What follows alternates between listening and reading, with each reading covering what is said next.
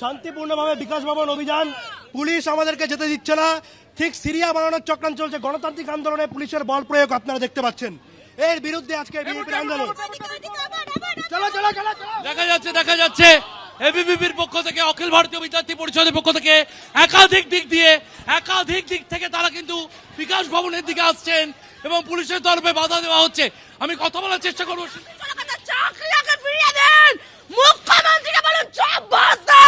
যে মুখ্যমন্ত্রী যোগ্য চাকরি প্রার্থীদের জীবন নিয়ে খেলা করেছে তাদেরকে ফিরিয়ে দিতে বলুন। শুনুন, আমি দেখতে পাচ্ছি এবিভিপি নেত্রী শিল্পা, তিনি কার্যত ব্যারিকেডের ওপর দাঁড়িয়ে এবিভিপি নেত্রী ব্যারিকেড টপকে চলে আসছেন এবং পুলিশ কর্মীরা, মহিলা পুলিশ কর্মীরা তাকে বাধা দেওয়ার চেষ্টা করছে।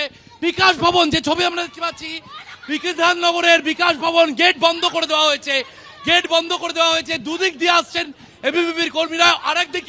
আরেকদিকে যে ছবি দেখা যাচ্ছে, প্রবীরকে দেখাতে বলবো, ভ্যানে তোলা হচ্ছে অখিল ভারতীয় বিদ্যার্থী পরিষদের সদস্যদের। তাদের হাতে পতাকা রয়েছে, ব্যারিকেড দিয়ে তাদের প্রথমে আটকানো হয় এবং তাদের ভ্যানে তোলার কাজ শুরু হয়েছে। একদিকে ভ্যানে তোলা হচ্ছে, অন্যদিকে আরো যে ছবি দেখতে পাচ্ছি, আমি কথা বলাচ্ছি, মুখ্যমন্ত্রী পদত্যাগ করুন। কার্যত টানা হিচড়া চলছে, সেই ছবি আমরা দেখতে পাচ্ছি।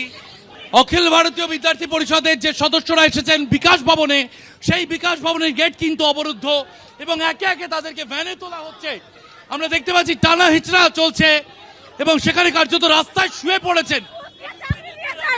মুখ্যমন্ত্রীকে ধরুন। শিল্পা, কি বলবেন? মুখ্যমন্ত্রীকে ধরুন। কার্যত চ্যাংদোলা করে ভ্যানে নিয়ে যাওয়া হচ্ছে। প্রিজন ভ্যান আনা হয়েছে, প্রিজন ভ্যানে তোলা হচ্ছে অখিল ভারতীয় বিদ্যার্থী পরিষদের সদস্যদের।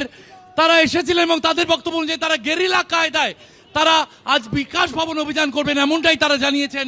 এবং তাদেরকে কিন্তু আপাতত বিধাননগর সিটি পুলিশের পক্ষ থেকে তাদেরকে বাধা দেওয়া হয়েছে, প্রিজন ভ্যানে তোলা হচ্ছে।